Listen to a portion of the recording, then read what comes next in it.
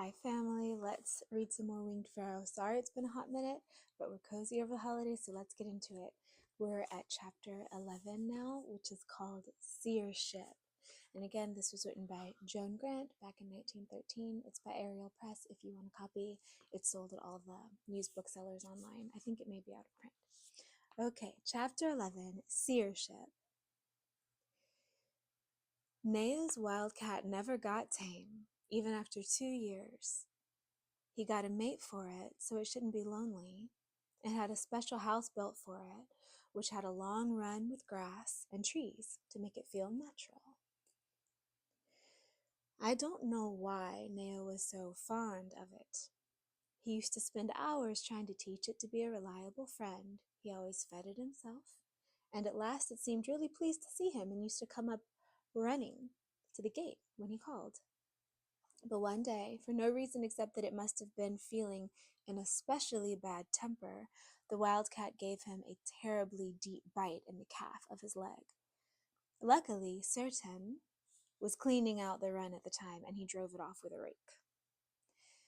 Nea always hated being bothered when he'd hurt himself, but this time he couldn't keep it private, for he could hardly walk, and blood was streaming down his leg. He went and told father about it, because he knew Mata would fuss and would be sure to say, "I've told you 1,000 times that horrid animal would turn on you one day."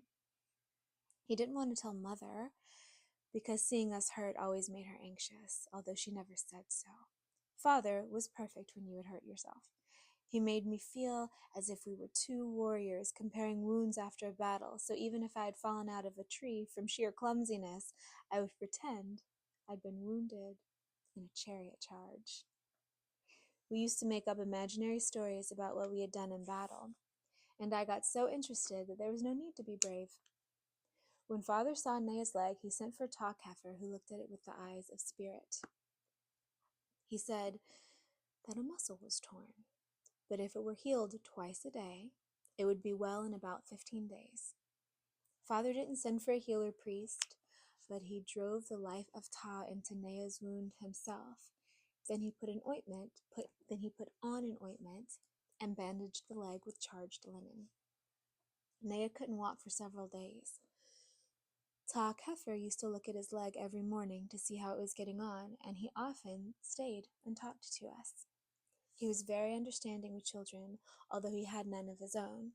He was skilled at carving, and quite often he would help Nea make things. Once, he mended Nea's model boat for me when I had borrowed it after Nea had told me not to and I had broken it. One day, when his leg was almost healed, Nea asked him, "How can you see the wound in my leg when it is bandaged and you have your hand over your eyes? I know it's your seer's sight, but I don't quite understand how it works." And Ta Kefir answered, "I don't look at the body, I look at its life-bearing counterpart."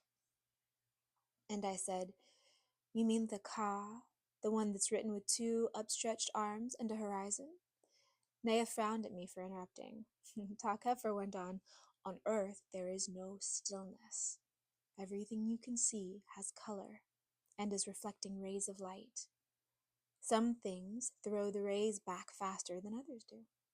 He reached for the checker ball with which I had been playing.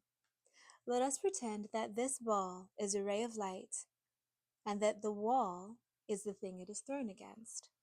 Now, if the wall were of stone, it would throw the ball right back to us, and that is as if a ray of light shone upon something that reflected it at the speed we call violet.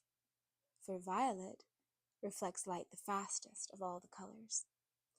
If that wall were of wet mud, the ball would fall in the flower bed at its foot, and that is as if a ray of light were reflected from something red, for red reflects light the slowest of all colors. Anything that reflects light faster than violet our earth eyes cannot see. Now, if that wall were of the substance of the Ka, it would throw the ball right back over the palace and across the vineyard, for the speed of light reflected from the Ka is that much faster in comparison with anything that ordinary earth sight can see.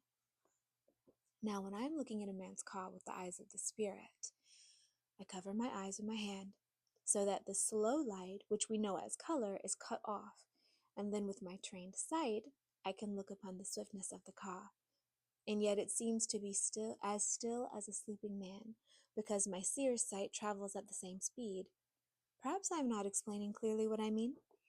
Naya said, "Oh, I understand. It's like this, isn't it? If I was looking out of the window and a cow walked past, I couldn't help seeing it, because it would be going at an ordinary speed. But if an arrow from a very strong bow went past, it would be going so quickly that I might not notice it. Just as sometimes it's very difficult to see a dragonfly moving." I interrupted.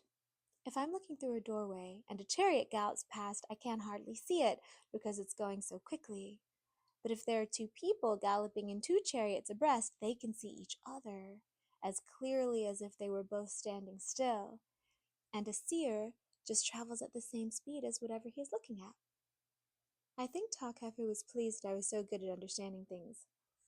I wondered if he ever got impatient when people wouldn't listen to his wisdom, and I said, "When people won't believe the truth, don't you want to do a big magic before them so that they must realize their ignorance?" Talkefer laughed and said, "If you see a man who is starving, it is well to give him food. But if he refuses to eat of it, thinking it is poisoned, do not force it between his teeth, for food thus given may choke him instead of ending his hunger. And do not give a large bowl of food to a starving one, or he may gulp it down too quickly and then suffer pain and say, 'That was a most grievous diet, in future I must avoid it.' Rather should you feed him gradually, a little at a time, and he must have milk before he is ready for strong meat. Then he will have great benefit from what you give him, and will long for more with which to build his strength." Then Talkefer had to leave us, for it was the hour of audience, and I said to Nea, "That shows it's no good trying to explain things to people who don't want to listen, because in that story the food meant teaching, and the hungry man was an ignorant one." And Nea said, "Sakita, I'm very glad you realized that, because it is so very obviously true."